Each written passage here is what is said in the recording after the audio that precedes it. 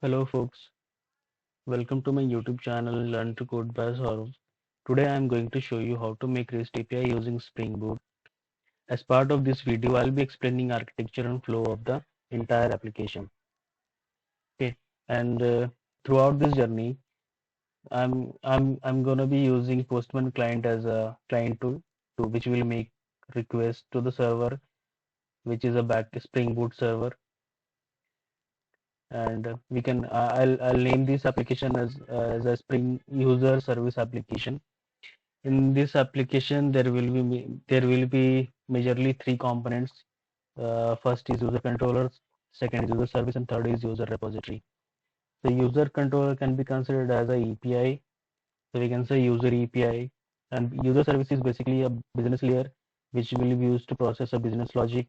And user repository is a can be considered as a persistent layer to communicate with the DB. So So flow will be like let's assume we want to register a user. So first we will create a API called create user API in the user controller class. Okay, and business logic in the user service class and the persistent logic in the user repository. So when we make a request with the user data like use first name, last name, phone number, password, and so on. So when we make a request will land in the user controller class, and then from here we will use user service to process the business logic. Let's suppose we want to create a user, and first we will check like if user already exists or not based on the email ID in the DB.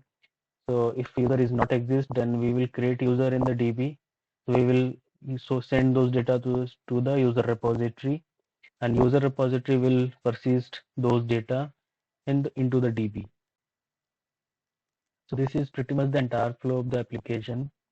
And so next video onwards, we will start our journey with the actual implementation. If you feel my video is helpful, then please do like, share, and subscribe. If you have any queries, please comment down below. I'll try to address your queries. And thank you guys. I'll see you in the next video.